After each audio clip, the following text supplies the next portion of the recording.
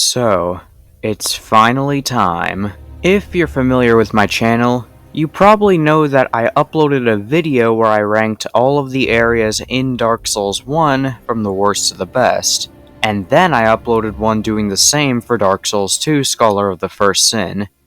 And now here we are, the final game of the trilogy and my personal favorite easily, Dark Souls 3.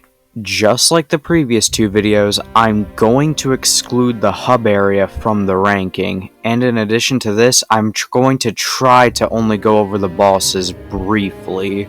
Dark Souls 3 has some really fantastic bosses, but they are an extremely minor part of ranking the areas, so I'll only go over them briefly. Another thing I want to bring up just for you to keep in mind is that this list is all just my own personal opinion, and along with this, Dark Souls 3 is my second favorite Souls game as well as my second favorite video game of all time, only beaten out by Bloodborne. So there is definitely a possibility that I have some small bit of bias here, and as another reminder, this is all my own personal opinion, and you very well could disagree with me on a lot of things here. But now that all of that is out of the way, it's time to go to the number 17 spot, which has the dishonorable title of being the absolute worst area in all of Dark Souls 3. And that area is, of course, none other than the Smoldering Lake. Smoldering Lake, for me, embodies almost all of my least favorite aspects of this game. When you first step into the area, you'll see this giant, lake, and I will admit, this lake looks absolutely awesome. I really like the aesthetic here. It's absolutely on point in my opinion, and it feels almost kind of like a hellish version of Ash Lake from Dark Souls 1. But aesthetics aside, this part of the area is really bad. When it comes to the amount of content in the Smoldering Lake, there's almost none in this first bit of the area. It's pretty much just one gigantic, wide open field with a bunch of loot inside it, a few crabs, and a giant worm. Yeah, we're not exactly off to a great start, but there's one other addition to this lake part of the area that makes it much more annoying than it needed to be, and that is, of course, the ballista that's constantly firing on you. I, for one, kind of appreciate area gimmicks, and I think it can help make an area stand out a lot, but this area's gimmick was not executed well in the slightest. All the ballista does is just make the area worse in my opinion. Once you finally reach the other side of the Smoldering Lake, you have two options. The first option is that you can go through the fog door and fight the area's boss, the old Demon King. The old Demon King is pretty much the only reason why I come here sometimes, because even with his flaws, I still think he's a good boss. Your second option, however, once you reach the other side of the Smoldering Lake, is to go into the Demon Ruins subsection. And you know what? If it were actually a good level, it could have made up for that bad lake bit I just described. Except, it isn't good. It's not good at all. It's honestly a shame that the Demon Ruins subsection ended up being as abysmal as it is, because I genuinely think it could have been good. It's kinda maze-like in terms of its layout, and the level design isn't terrible here. But despite the okay level design and nice layout, they fumbled badly in this place's execution. Firstly, the visuals are not good in my opinion, not because I think they look ugly, but because they're pretty much just the catacombs of Carthus with some orange and yellow pixels added over it. Without going into too much detail, and especially since I'm one of the seemingly few people who actually likes the low saturation, low contrast color filter that Dark Souls 3 has, they really should have picked a better area to use the visuals from, because this just looks boring. But the more egregious thing about this area in my eyes is the absolutely horrendous enemy placement. Seriously, this enemy placement is extremely bad. It's super spammy for no real reason, and it's very easy to get ganked and die a very frustrating death. And that's not even mentioning that a lot of the enemies here are just reused from other areas, and the ones that are unique to this area are definitely not fun enemies to fight. And once you reach the end of the Demon Ruins subsection, there's no boss or anything. You just deactivate the ballista that was firing on you from the Smoldering Lake, and by this point, this isn't even really needed anymore. And why the hell would you want to go back to the lake after getting to this area and or beating the old Demon King? I don't know if this is a big deal for anyone else, but I genuinely felt cheated the first time I beat the Demon Ruins sub-area. I couldn't believe that that was my reward out of all things. So overall, I don't usually play through the Smoldering Lake whenever I start a new playthrough of the game, but every single time I decide to, it always makes me want to just end the playthrough right there and quit playing the game, making it a very easy choice for number 17, and thus the worst area of the game. However, there is another area coming up that isn't exactly a huge improvement. You'll see what area I'm talking about in a few seconds. Coming in at number 16, we've got Irithyll Dungeon. Fun fact, this whole area is actually made as an homage to the Tower of Latria from Demon's Souls, and in particular, the Prison of Hope, which is one of the most beloved levels from that game. However, just because something is an homage definitely does not mean that it's a good one. And Irithyll Dungeon proves this irrefutably. The absolute worst thing about Irithyll Dungeon for me is undeniably the enemies and enemy placement. Let's start with the enemies, which I genuinely think are almost all complete garbage. The only two enemies I kinda don't hate are the weird dragon baby monsters because they're genuinely disturbing and I like their design, and the mimics, because I guess they exist. But other than those two, the enemies here are kinda horrible. Irithyll Dungeon does have its own unique enemies that show up pretty constantly, I will give it that, but unfortunately for us, those enemies are not good at all. The most hated enemies in Irithyll Dungeon are undeniably the jailers. Everyone hates these things. Everyone says that their main gimmick is extremely frustrating and feels extremely cheap. But me, on the other hand, okay, I'm not even gonna pretend to be a contrarian here. Fuck the jailers. There are very few times where I think that Dark Souls actually gets unfair, but I really think these things are complete bullshit. They look at you, and then suddenly your max health is being drained down to a size smaller than a peanut. Seriously. Just by looking at you. When I say that, you're probably thinking, oh, you take damage by them just looking at you. That sounds pretty frustrating, but oh no. You don't take damage, that's not what happens, no.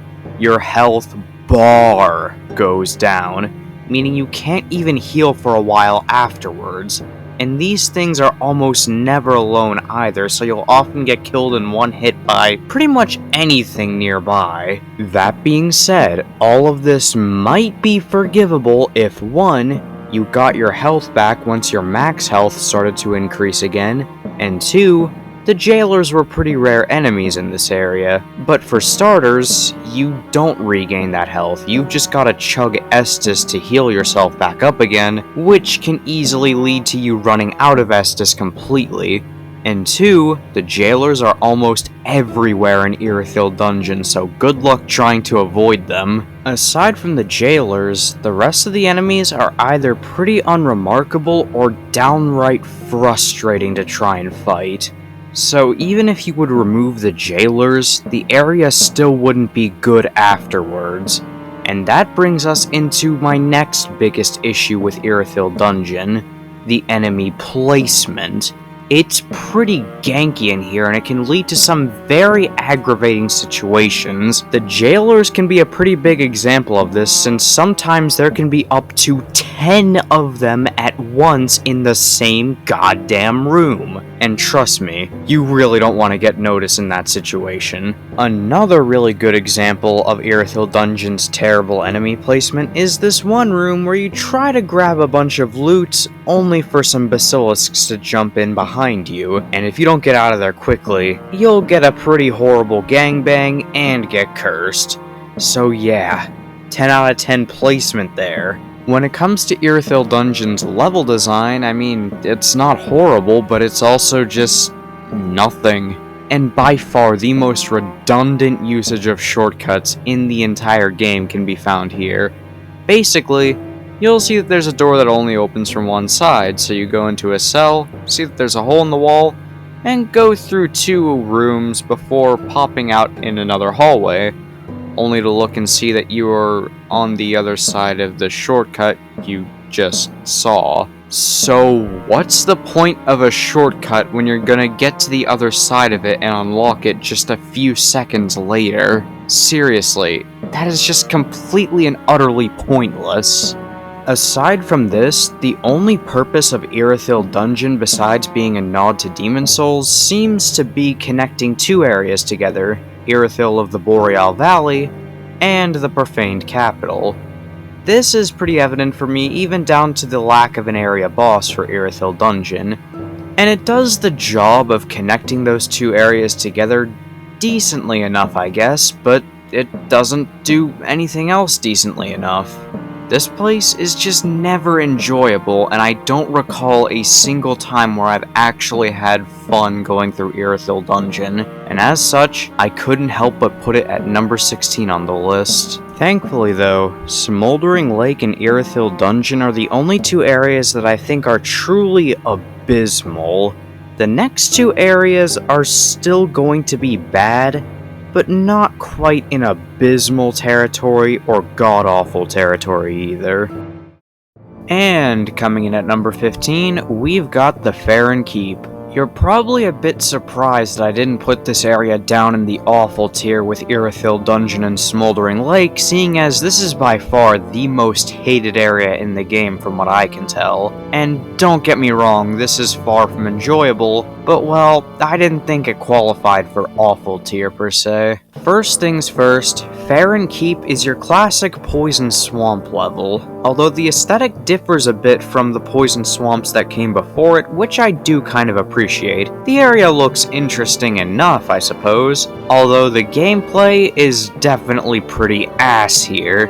You see, you can't just sprint to the end of the level, in part because your movement is extremely slowed in the poison water stuff, but also because you've got to explore around the level and extinguish 3 flames before reaching the end and fighting the boss. I do not hate this concept in of itself. It could be executed well and make for an interesting level, but seeing as level design is pretty sparse here, it's not really fun to find those 3 flames, and given that all 3 of them use the exact same set piece, I can easily see how someone would get lost here. Most people seem to really think that the swamp part of this area is extremely unfair and frustrating, but me on the other hand, I can't really say I enjoy it at all, but I don't really get frustrated by it. I just think the swamp is boring.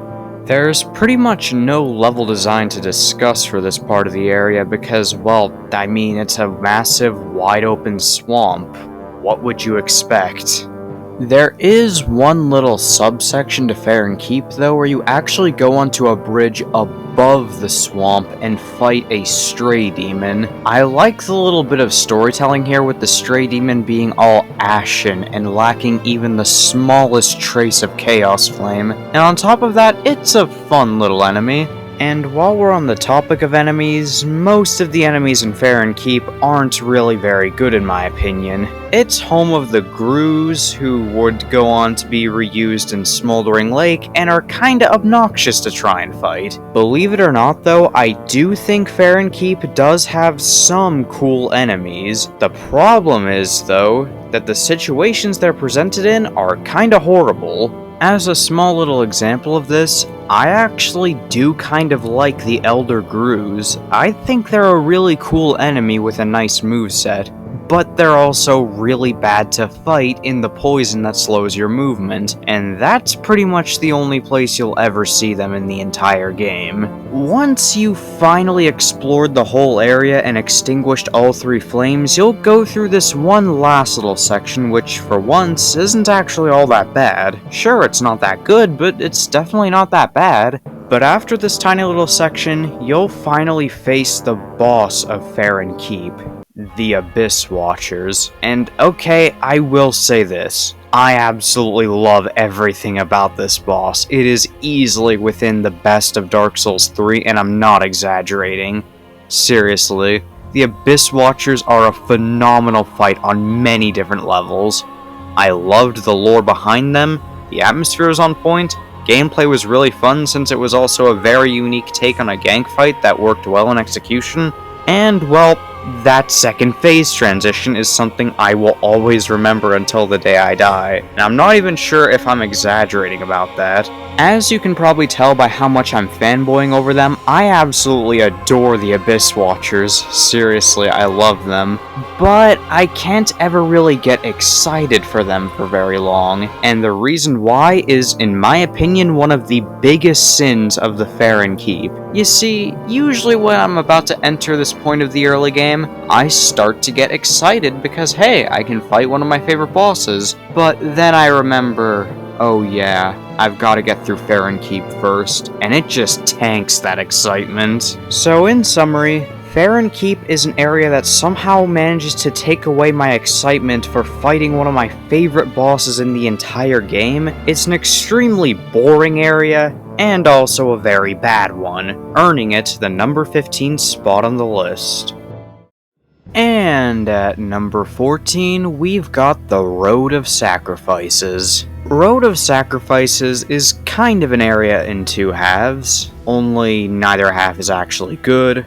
Both are pretty bad, just different kinds of bad. When it comes to the dull and boring snooze fest kind of bad, it perfectly describes the second half of this area. But when it comes to the genital herpes kind of bad, it easily describes the first half of this area. So let's talk about the first half first. The first half of the Road of Sacrifices is very linear, even by Dark Souls 3 standards. And I personally don't really mind linear level design. I mean, Dark Souls 3 has my personal favorite individual level design across the trilogy, but this is definitely not an instance of good linear level design. It's really bland, actually. And along this very linear and unremarkable path, you have some of the most annoying enemies to fight in the game spammed everywhere throughout it. These enemies aren't necessarily hard, but they're definitely not fun to fight, and the sound of them constantly screaming really gets aggravating after a while.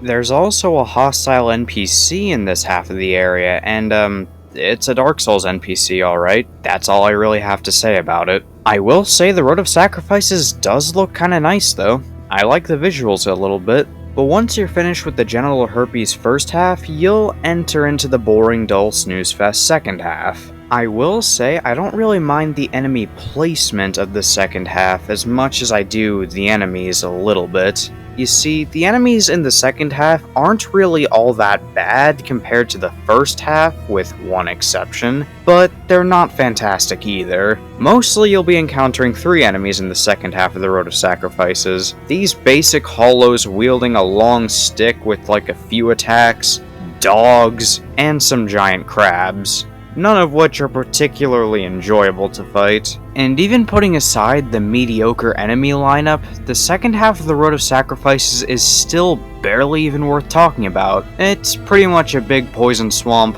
but without the poison.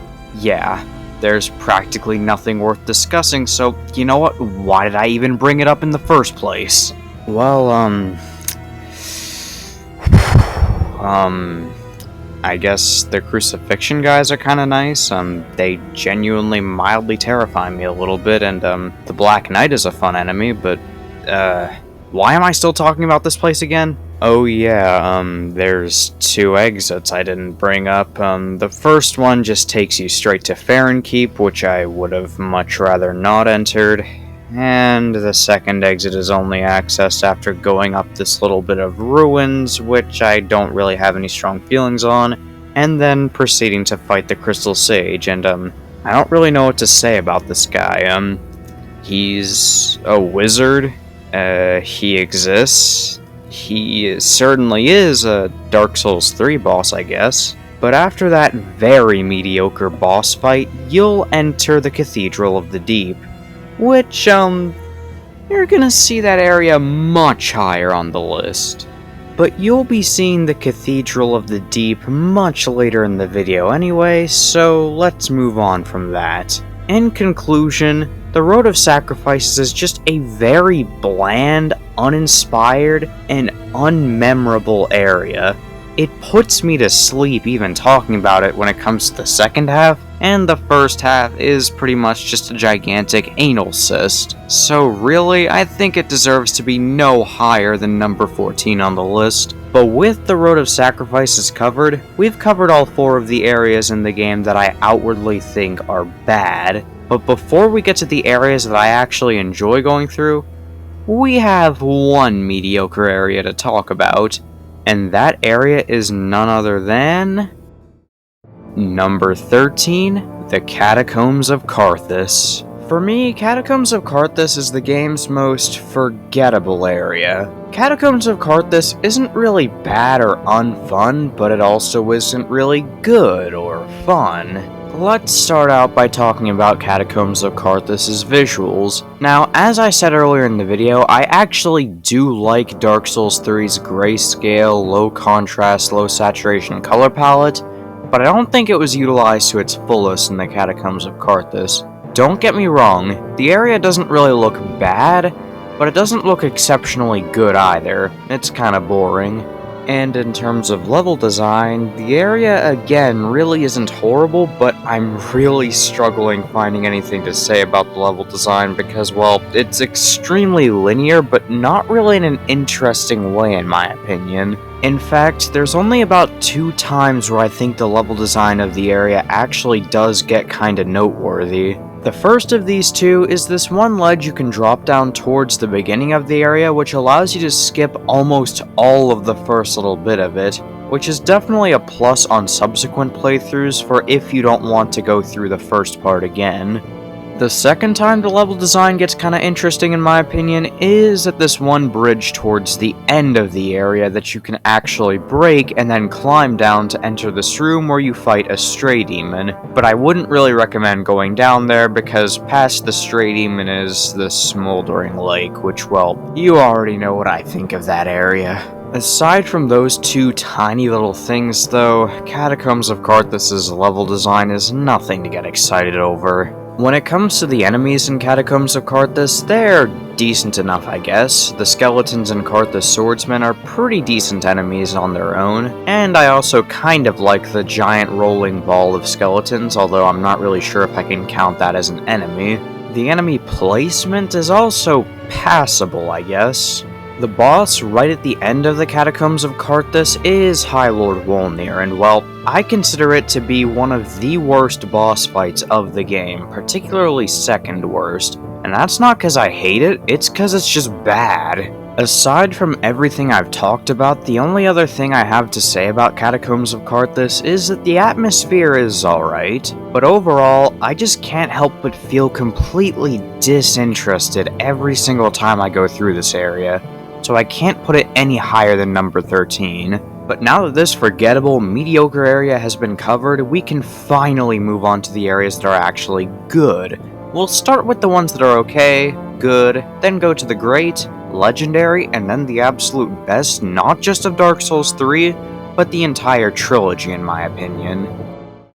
Sliding right on in at number 12, we've got Archdragon Peak. Before we get to the positives of Archdragon Peak, I did want to bring up 2 negatives. Firstly, the whole area was a little bit disappointing. Again, I don't think Archdragon Peak is a bad area by any means, but for being such a late game area that takes multiple obscure steps to reach, I did kind of expect more than what we got. And the other thing is, I'm not really big on all of the enemies in Archdragon Peak. Most of the enemies here are kind of alright at the very least, but then there's the rock lizards who can be pretty annoying to try and deal with, and then those snakes wielding knives. Seriously, I absolutely hate those enemies, and honestly, I wish they weren't in the game.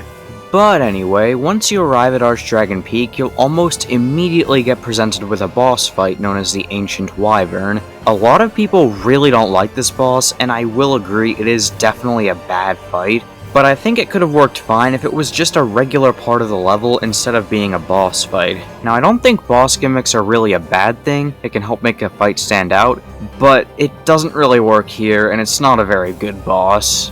Once you've killed Ancient Wyvern, you'll explore the rest of Archdragon Peak. The level design here isn't super remarkable, but I think it is very solid and works quite well, even if I wish there was a little more to it. And in addition to this, I really like Archdragon Peak's aesthetic. I think the area looks pretty, and it's a nice departure from the rest of the game. And when it comes to the area's atmosphere, it also feels very different from the rest of the game in this weird way I don't know how to describe. In fact, the entire atmosphere of this area is hard to describe, and honestly, that's something that I really love about it. The boss right at the end of Archdragon Peak is split into two very different phases, so I'll give a very brief commentary on each phase. The first phase is against a wyvern named the King of the Storm, and I'm really not a fan of this first phase. It's very frustrating to try and fight the wyvern, and it can get very torturous. But in the second phase, you fight the ever so beloved Nameless King, who is a really, really great boss in my opinion, and I really like him. Although I wouldn't really call him the hardest boss in the game like so many other people do. Now, Archdragon Peak definitely is a cool area, don't get me wrong, but fun fact, Elden Ring actually took the whole idea behind this area and drastically improved it with Crumbling Farum Azula. Crumbling Farum Azula stands out not only as one of the best areas of Elden Ring, but also one of the best that From Software has ever made in my opinion. But this is not a video about Elden Ring, as much as you might want to see that now. So in summary, Archdragon Peak is definitely kind of disappointing, but it's still a very decent level overall, earning it the number 12 spot on the list. And at number 11, we've got the Cemetery of Ash and the Untended Graves. So for the number 11 spot, I am kind of cheating and including two areas at the same spot, but there is a reason why I do this. They're both entirely separate locations, the first of which is the tutorial area and the second of which is a secret area found much later in the game, but they're pretty much the exact same area in terms of gameplay with some minor tweaks, and there weren't enough major differences for me to consider them separate areas. So first, let's talk about the Cemetery of Ash. Cemetery of Ash is probably the single shortest tutorial area of the Souls series, well, unless you count Iosefka's Clinic from Bloodborne, but being completely honest, even as a Bloodborne fanboy, that place can barely be counted as a tutorial level.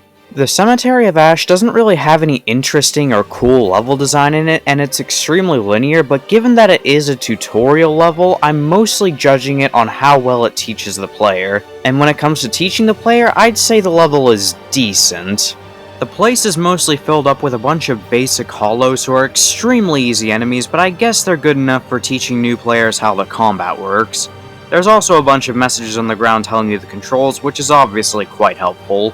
The Cemetery of Ash also hints to you what your FP bar is like by dropping you an Ashen Estus flask, although I wish they went into more detail about how FP works in this game because it took me a while to figure out what it even did. The area does give you very nice views of both Firelink Shrine and Lothric Castle though, which is obviously quite nice. The biggest highlight of the Cemetery of Ash for me is undeniably Udex Gundyr, because not only does he do a phenomenal job of teaching the game's combat to newer players, but he's even somehow a fun fight on returning playthroughs, which is quite an accomplishment. And as for the Untended Graves, I do think it is a little worse when it comes to gameplay, but better when it comes to atmosphere, so they're practically tied. The Untended Graves is pretty much the Cemetery of Ash, but in the distant past where the fire had already faded, so it makes sense for them to be extremely similar. And just like the Cemetery of Ash, the highlight of the Untended Graves is again the boss fight, but this time you don't fight Udex Gundyr, you fight Champion Gundyr, who's pretty much Udex Gundyr but during his prime, and I've gotta say, this is probably one of the best boss fights in the game. Seriously, this is a phenomenal boss, and I'm not joking. And although Champion Gundyr definitely has gotten a bit easier with time, that initial playthrough where it took me hours just to take him down is unforgettable in my eyes. This dude is seriously one of the main reasons why I normally go for the End of Fire ending. And right after you fight Champion Gundyr, you'll get to explore this fireless, empty, dark version of the main hub area, Firelink Shrine. This little secret part of the level is extremely atmospheric in my opinion, and I really love that they put it in the game. So even though Cemetery of Ash and the Untended Graves aren't super remarkable, I guess they're alright as their own levels, earning them the number 11 spot on the list.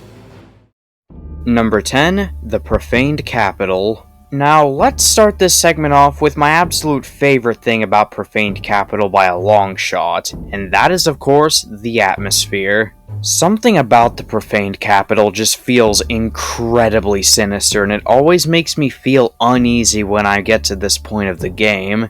And honestly, I love the atmosphere here. I think it's one of the most atmospheric locations in the entire game. And when it comes to the enemies in Profaned Capital, I think they're mostly decent, especially this thing right here. Seriously, look at this. That's the stuff of nightmares. I also think that the level design in Profaned Capital is very solid, minus that one toxic swamp. We don't talk about that. And not only does the area look cool, but it also leads you up to Yorm the Giant, who's a pretty good boss in my opinion, and he has one of my favorite backstories out of any boss in this game. Unfortunately though, Profaned Capital is one of the hardest areas to really discuss because of its one biggest flaw, and that is that, well, there's not a lot of content. Don't get me wrong, I do like the content we have, but, well, it's an extremely brief level and there's not a whole lot to talk about. So because of that, I can't put it in good tier or great tier. It's a shame too, because I genuinely think it could have been one of the greatest areas of this game if it were just expanded out a lot more, but as it stands, it ended up being kinda missed potential. However, I do still think it is a decent area, earning it the number 10 spot on the list. And coming in at number 9, we've got the Undead Settlement. As you can probably tell from the visuals already, this place takes a good bit of inspiration from Hemwick Charnel Lane from Bloodborne, but I actually kinda like this place a little bit more. Let's start out with the level design here. I always kind of liked Hemwick's level design, but felt that it was a little bit lacking in a way, like the area was a little bit too small, but the Undead Settlement fixes this issue, and I don't really have any complaints with the level design. I can genuinely say that the area felt like it didn't really drag on at any points, and I felt like there was a good amount of stuff to do here. The optional content in this area is mostly pretty well done in my opinion, with one of my favorite examples of this being the one stray demon you can fight tied to Sigurd's questline, because that's actually a fun little mini-boss. But in terms of actual bosses, there's Curse Rotted Greatwood. It exists. And while I'm not hugely into every single enemy that can be found here, with the Thralls in particular being some of my least favorite enemies in the game, I think their placement is mostly pretty good. And that's not even bringing up the weird fat women from the Cathedral of the Deep. They actually kinda scare me. Cleanse the bastard's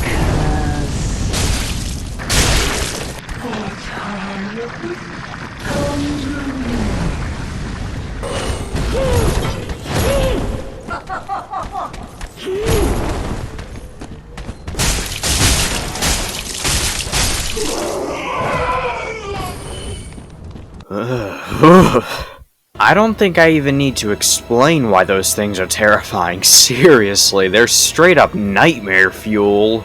And then there's the ones that wield giant saws and chase you down. Like, seriously, Miyazaki, what the hell were you thinking with these enemies?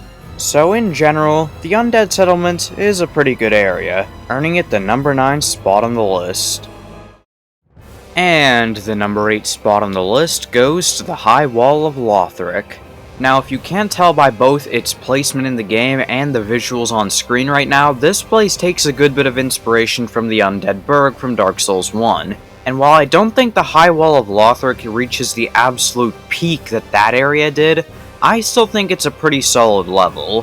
When you enter the area, you'll start out at the top of the high wall and gradually make your way down until you fight the boss and then exit the area. The linear level design here works extremely well in my opinion, and I think it was well executed. And I also really like the shortcut you get before fighting the boss, taking you all the way back to the beginning.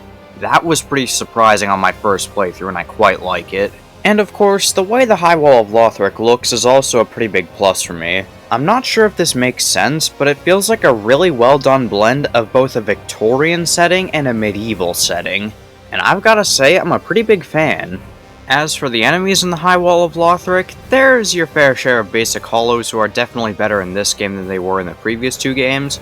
And then you've also got the Lothric Knights, who are really good enemies in my opinion, and I love fighting them. As well as that, the enemy placement in the High Wall of Lothric was also pretty well designed in my opinion. It feels very thought out and well executed. Really, the only segment in High Wall of Lothric that I'm not a fan of is this one segment with the dragon. Admittedly, this segment is extremely short and optional, but I don't think it was very well designed.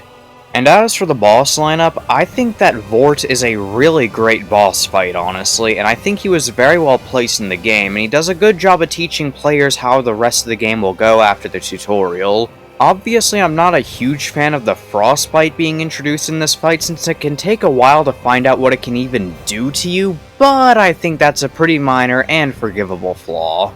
But believe it or not, towards the end of the game, you'll actually come back to the High Wall of Lothric, not only to access Lothric Castle, but also to fight another boss, the Dancer of the Boreal Valley. I will admit, I do think the Dancer is a bit overrated, but I do still think it's a good boss, and the atmosphere is absolutely on point. So overall, I think the High Wall of Lothric is a really good area for the first area in the game outside the tutorial, and a very solid level on its own, earning it the number 8 spot on the list.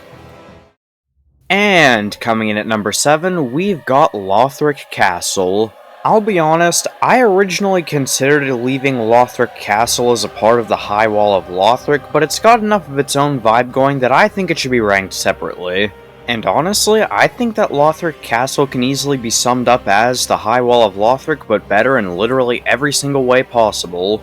A huge chunk of this place's enemies are the Lothric Knights, but I'm not really complaining about that since the Lothric Knights are really fun enemies in my opinion, and I also like the mix-up with there sometimes being clerics that can heal them in certain rooms. Along with this, the enemy placement in Lothric Castle is absolutely on point. Every single scenario where you encounter enemies feels very well considered and thought out, as opposed to just smacking down a bunch of bad guys in a single room. Although I'm not quite sure this one Boreal Outrider Knight was placed very well. Don't get me wrong, it is a fun enemy, but I don't think its placement was all that great because it's pretty much impossible for any new players to know it's there until they've already been ambushed by it. Also, side note, what is this Irithilian Knight doing high up in Lothric Castle? Like, just, how did it even get there? But aside from proving that Lothric Castle has some pretty bad security guards, this one encounter doesn't really affect the area too much because, well, it's a single enemy at a single point within the area that could have been better placed. It's not that big a deal. I also just really like the way Lothric Castle looks. The outside sections look very similar to the High Wall of Lothric, but a lot cooler because of the eclipsed sun in the background. And the interior sections have a really nice Gothic cathedral aesthetic. The main challenge of Lothric Castle comes from these two dragons who block the main way to proceed, and you have to kill them by finding a short alternate route and then reaching their weak point. On paper, this sounds like it could end up being a horrible nightmare, but in execution, it's honestly not that bad. It's at the very least the least offensive dragon section of the game. And right before the boss, there's an excellent moment of level design with this one elevator that takes you right back to the first bonfire, which I honestly think was a pretty clever moment that surprised me quite a bit on my first playthrough. And when it comes to that boss, I think the Dragon Slayer armor is a very cinematic and fun boss, so it's pretty great all around. When it comes to Lothric Castle's flaws, I honestly don't think there are that many. The only flaws I can think of off the top of my head are 1, I wish the area was longer. It's an extremely brief level, and I honestly wish there was more content because I want to explore every last nook and cranny of this place. And as for the other flaw, well, I've tried to avoid talking about this little subsection until now, but I guess I might as well address it now. The Consumed King's Garden really isn't good at all. I'm not gonna lie, if this place were included as its own area, it would rank below even the Smoldering Lake. This place is just absolutely worthless.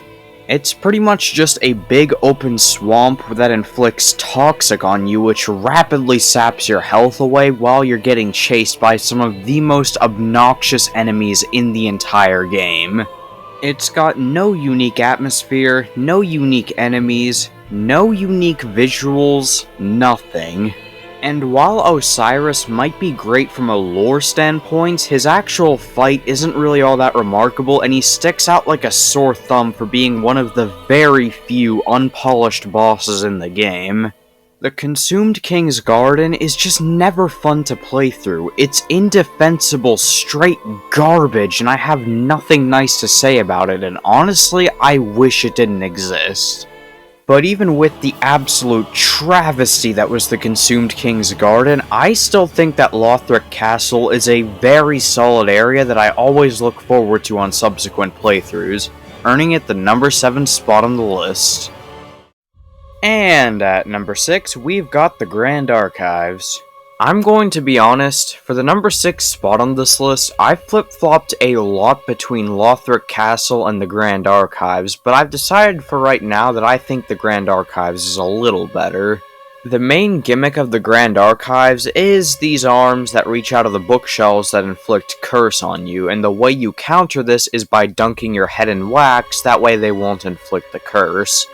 I do think this gimmick could have been executed better, but it's not really horrible in practice. There's also another gimmick with the Grand Archives, and that is of course the Crystal Sage that constantly harasses you as you progress through the area.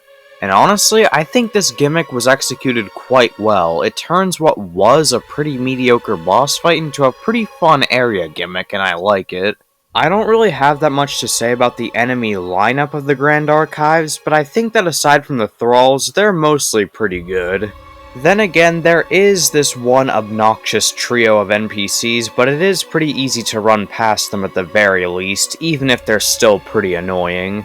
The enemy placement of the Grand Archives is also pretty good in my opinion. It tends to encourage a more deliberate and methodical approach to the area, which is usually how I like to play through these games.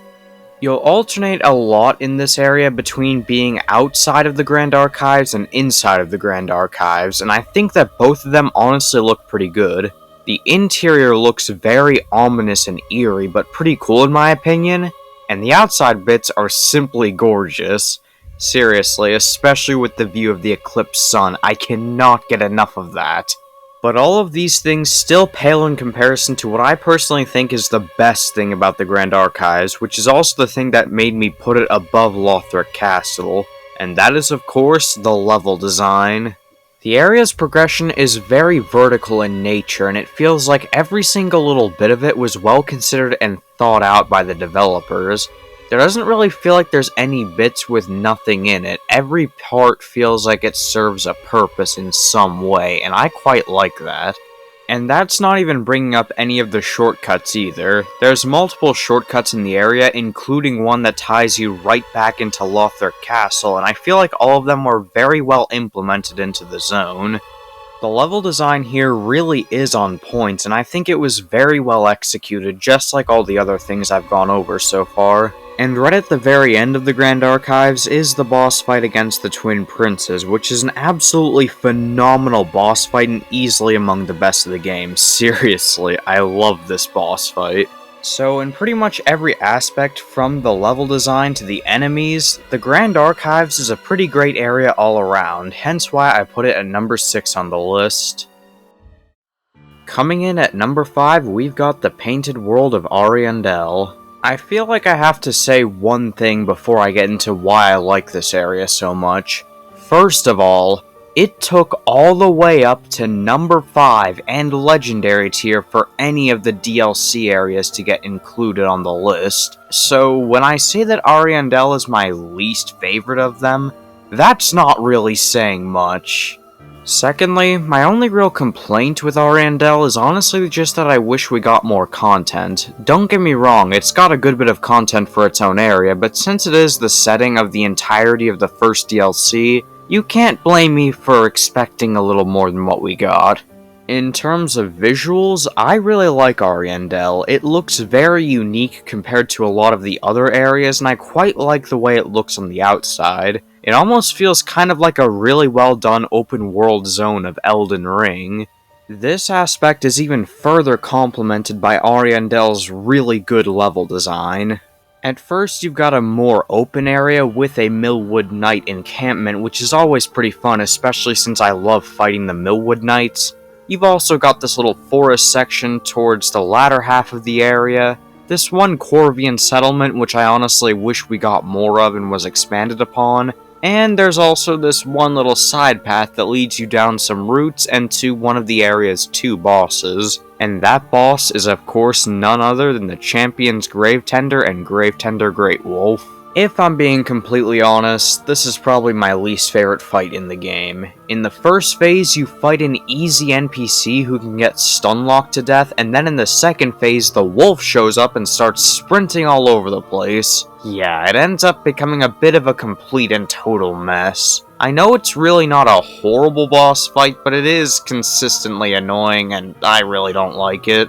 But anyway, you'll start out the level in that one open snowfield I mentioned a little bit earlier. It manages to achieve an atmosphere that feels isolated and cut off from the rest of the world, but not in quite the same way as Ariamis from Dark Souls 1. After that, you'll enter into this one Millwood Knight encampment, which again has really fun enemies and I quite like it, and then after that you'll enter into the Corvian settlement, which is easily my favorite set piece of the entire area and I really wish we got more of it.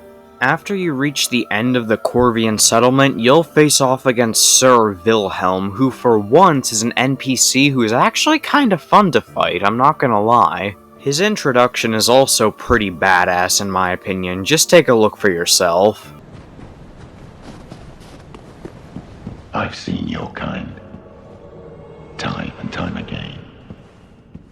Every fleeing man must be caught, every secret must be unearthed.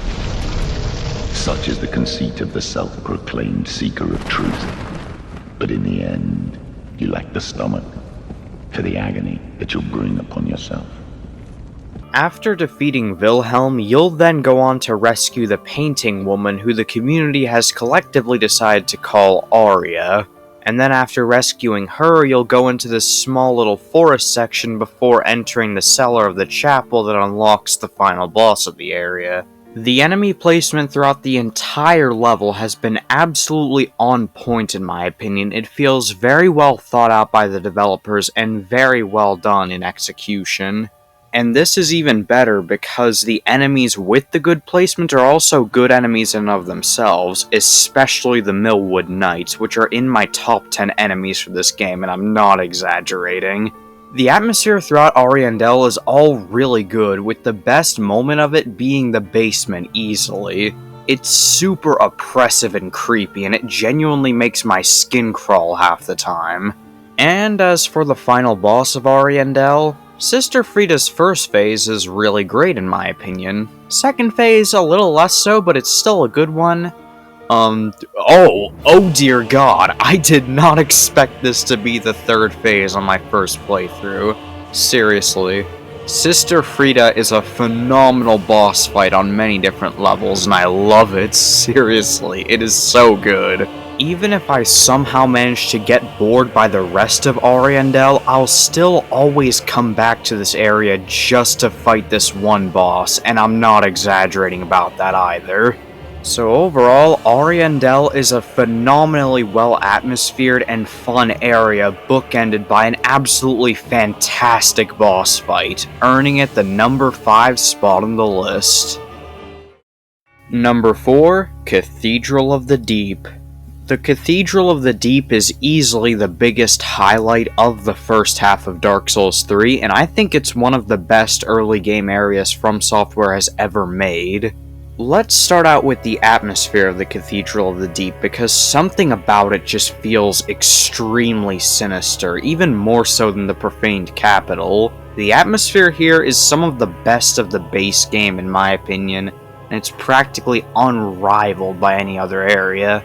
Of course, aesthetics help out with this a lot. The outside of the Cathedral of the Deep looks very pretty, same with the inside, but both feel foreboding and unnerving in a way that I can't quite place my finger on. And this isn't even bringing up the level design in the Cathedral of the Deep, because it is absolutely fantastic in my opinion. The way the map design works is that your main checkpoint, the Cleansing Chapel, acts like the center or the heart of the Cathedral of the Deep, with all of the other content wrapping around it, and all of the main shortcuts leading back into it. And because of this type of structuring, the entirety of the Cathedral of the Deep feels massive, even though it's not really as big as it feels like it is in practice.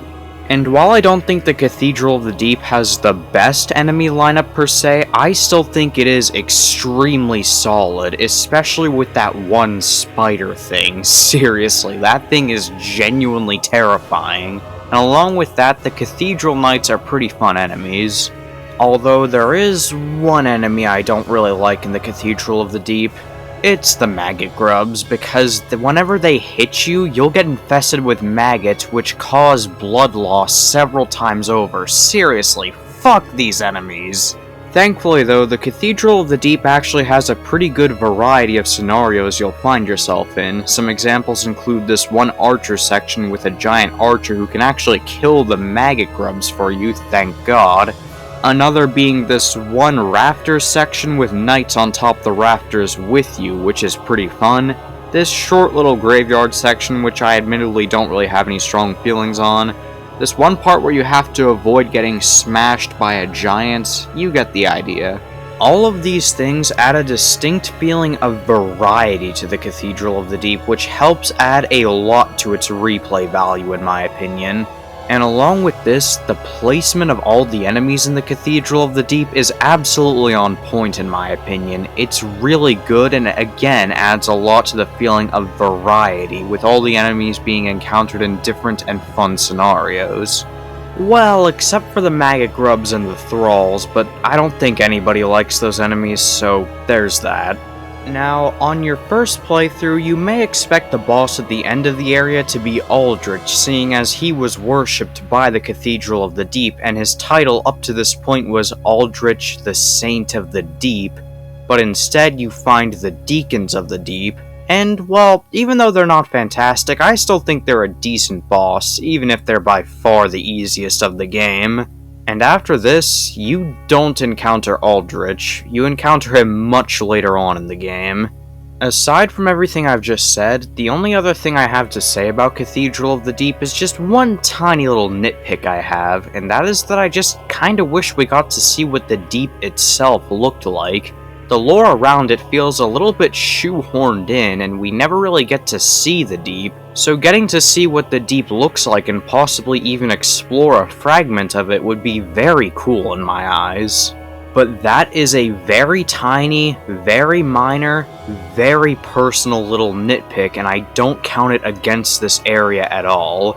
The Cathedral of the Deep is an absolutely excellent area in all regards, and I think it deserves the number 4 spot on the list because of that. And coming in at number 3, we've got the Dreagheap. One thing I want to clarify about this area right away is that I'm including Kiln of the First Flame as a part of the Dreagheap. Now I know, Kiln of the First Flame is a base game location, whereas the Dreadheap is a DLC location, but they both look practically the same in terms of visuals, and one of the ways you enter the Dreadheap is from the Kiln, so I'm including them as the same area. Right away when you enter, you'll be treated to one of the best end-of-the-world settings in all of fiction, for me anyway. The Dreadheap really does look absolutely awesome, and for me, it is by far the most atmospheric location of the entire game. I'm not even quite sure what it is that gives this place such a fantastic atmosphere, but I'm not complaining because this place has my favorite atmosphere probably in the whole trilogy. Aside from the Dreadheap's genuinely perfect atmosphere, I think it was a fantastic introduction to the Ringed City DLC. Honestly, on my first playthrough, I thought that the Dreadheap was going to be the setting for the entirety of the Ringed City DLC, and if it were, I'm not quite sure I'd be complaining all that much, but of course, in typical Dark Souls fashion, that ended up not being the case at all. But we'll get to that in a moment. Upon entering the Dreadheap, you'll start out at the top, and you might quickly notice that this little section is actually the ruins of the High Wall of Lothric from the beginning of the game. During this first half of the Dreadheap, your goal is to reach the bottom of it, and you'll gradually work your way down the Dreadheap to reach that goal. The enemy placement here is pretty on point, and not only that, pretty much all of the enemies during this first half are unique and all fun to fight in my opinion. There's also just something really depressing about seeing the entire world you were just exploring in the base game all twisted, distorted, and folding in on itself. And not only does the eclipsed sun look really cool, but it also highly resembles the Dark Sign, which is interesting.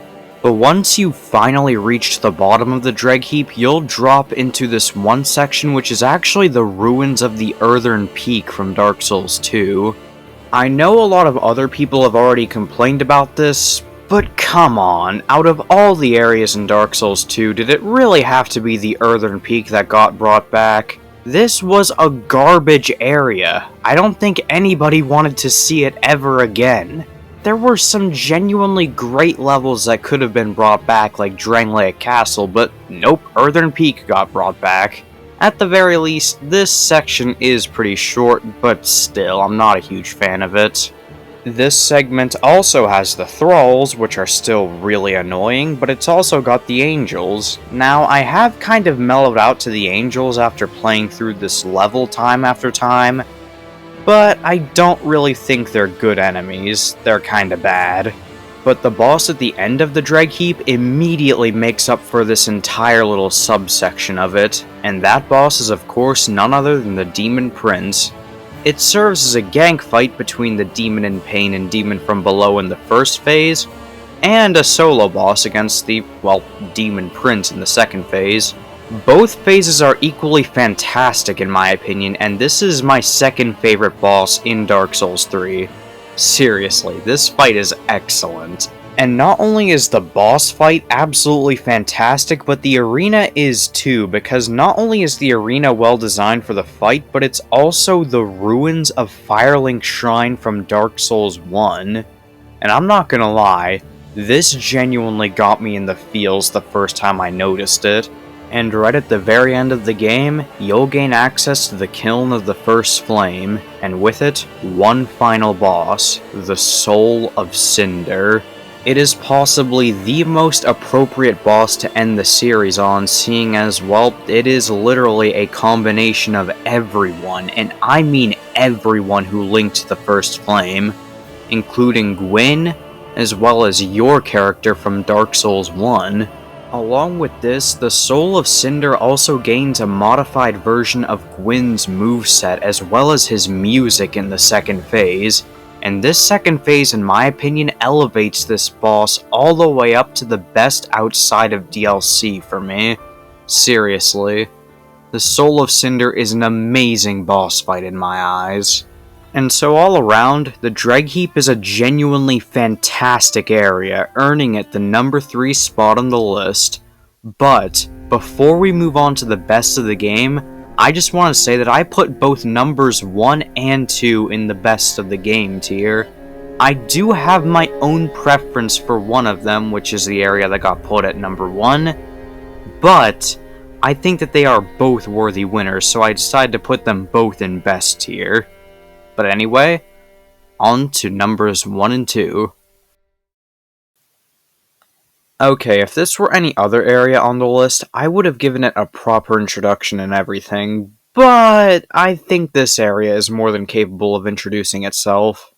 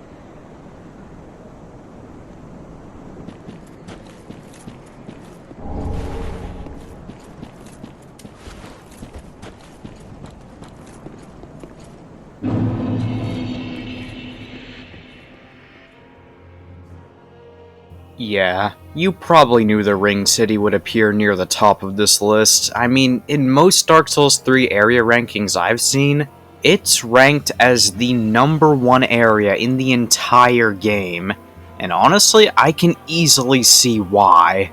I am willing to admit, I am probably biased towards this area, seeing as it is the final piece of content ever released for the Dark Souls trilogy, but I mean, come on, it's a phenomenal location. My only complaint that I have about the Ringed City really is honestly just that I wish we got more content in it. We do get a good bit of content, don't get me wrong, but I wish we got to explore more stuff outside of the main path because of how linear the level design here is. I'm not saying the level design is bad, far from it, but I wish we got more content. I've said before with some other areas that it feels like every tiny little bit of them serves a purpose, and no location in this game better exemplifies that than the Ringed City does, in my opinion. You'll start out at this one little archer section with a bunch of knights that fire upon you with arrows, and you have to take cover from them behind a bunch of stones. I used to hate this section on my first playthrough, but honestly over time I've mellowed out to it quite a lot. After this short little archer section, you'll get to experience a part of the Ringed City proper, and honestly I really like this part we get to explore, especially the enemies here. All of the enemies in the Ringed City are fun to fight in my opinion, and it has a really nice variety with the different enemies you'll encounter, especially with their enemy placement being really good as well. The enemies I enjoy the most in the Ringed City are easily the Ringed Knights. Seriously, they're so damn badass. I genuinely think that the Ringed Knights might be among the best enemies of the trilogy. I can't even say what it is in particular, I just love fighting them. In fact, I'm not even sure if there's a single enemy in the entire area that I don't like. Along with this, I just think that the Ringed City itself is absolutely beautiful to look at. It looks very pretty in all parts of it, and along with that, I really love the aesthetic. It gives the vibe of the apocalypse being masked by an illusion, and I think it might be my favorite aesthetic of the trilogy. After this part of the Ringed City proper, you'll enter into this abyssal swamp because, well, I guess Miyazaki couldn't resist just throwing in one last poison swamp. Except this time he seems to have actually showed mercy to us. That's right, not only does the swamp not slow you down, but it doesn't inflict any status effect of any kind at all. Not just that, but in the swamp itself, you'll actually encounter the Dragon Slayer armor again. Not that I'm complaining though, because it's a fun fight. In fact, not just the Dragon Slayer armor, but every enemy in the Abyssal Swamp is fun to fight. I'm being completely serious when I say that. I actually really like this swamp. It looks absolutely awesome as well, and the atmosphere is great. After you finish the swamp, you'll go into this one tiny little dragon section, which can definitely get a bit annoying, but at least it's brief. Then you'll go through these small catacombs, which I guess they exist. Then you'll deal with another tiny dragon section, except this time you actually plummet Midir down into the pit beneath him, and then you'll go on to fight this one ringed knight wielding two curved greatswords. And if I'm being honest, I genuinely think this ringed knight might be my favorite non-boss enemy of the trilogy. I would try to explain why I think that, but I mean, just look at the footage right here. Seriously, he's so cool! After the Ringed Knight, all that's left of the Ringed City is pretty much a boss rush to close out the series. The first boss you're able to fight is Half-Light, and well, I mean, a lot of people really hate Half-Light, and I've seen countless lists calling him one of the worst bosses of the series, and well, I mean, I don't know what to tell you. I actually think he's kinda decent. He's not amazing or anything, but he's okay. The optional boss of this sequence, though, blows Half-Light out of the water easily. Can you guess what boss it is? It's of course Dark Eater Midir, which is a genuinely amazing boss fight that has aged beautifully with time. But even Dark Eater Midir is blown out of the water by the final boss of this sequence. You know it, I know it, everyone knows it. Say hello to Slave Knight Gale. The first phase of Slave Knight Gale is already fantastic in its own right, don't get me wrong, but what really elevates this fight for me are the absolutely perfect second and third phases of the fight. Slave Knight Gale is not just my favorite boss in Dark Souls 3, not just my favorite boss of the trilogy, and hell, he's not even my favorite Souls boss. I genuinely think that Slave Knight Gale might be my favorite boss in all of gaming. This really is a masterpiece of a boss fight, and I'm saying this unironically. Slave Knight Gale was the perfect way to end the trilogy, and I absolutely love everything about this boss fight. I genuinely don't have any complaints.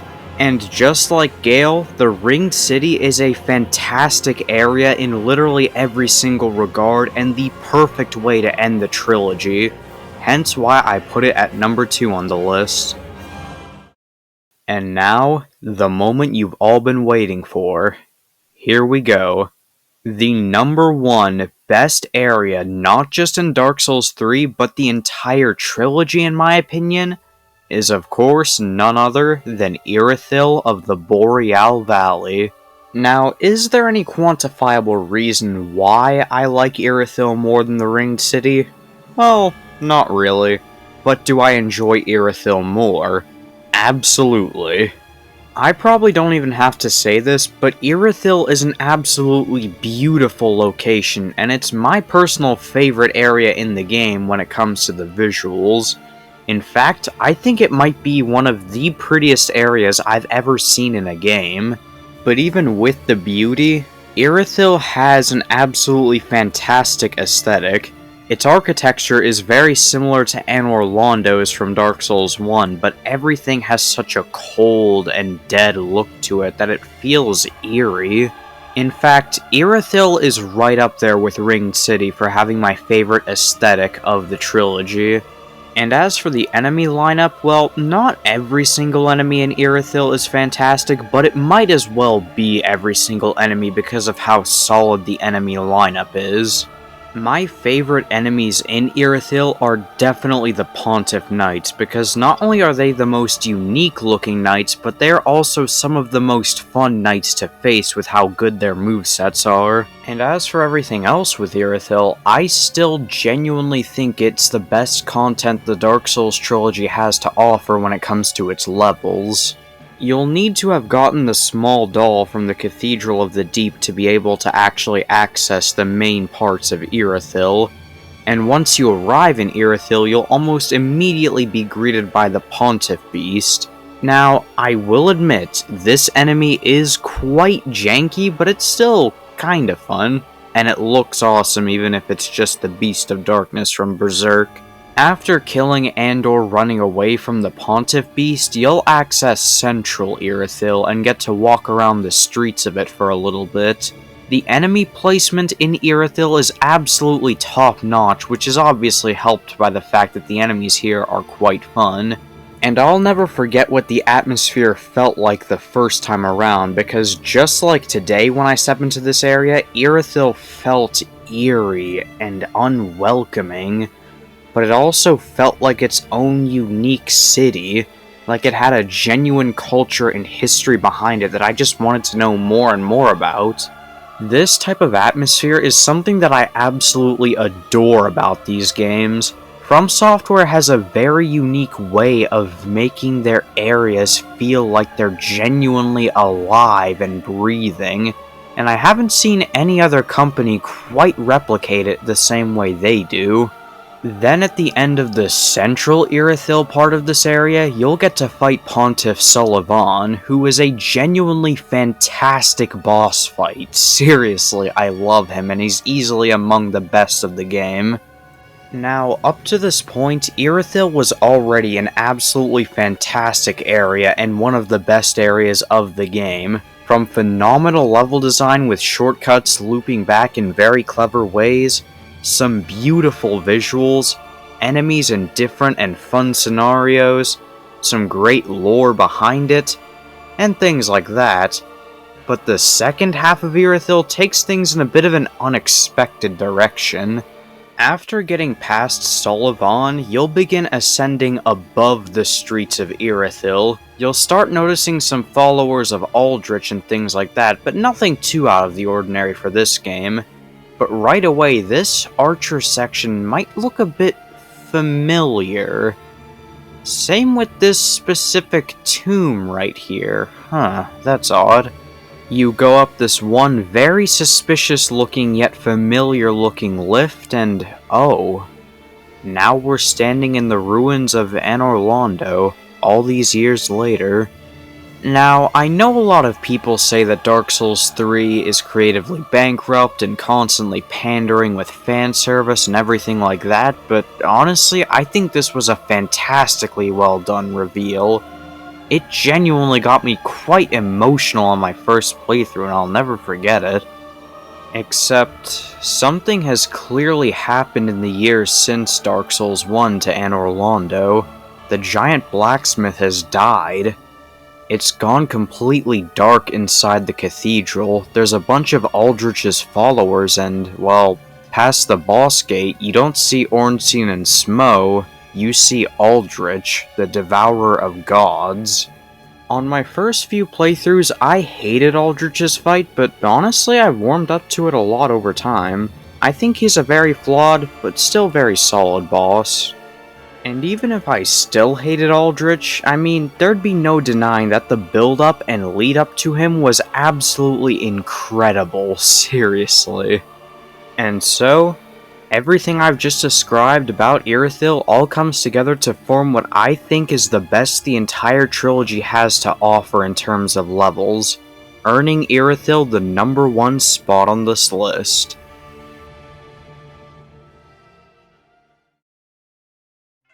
Well, Happy New Year's everybody.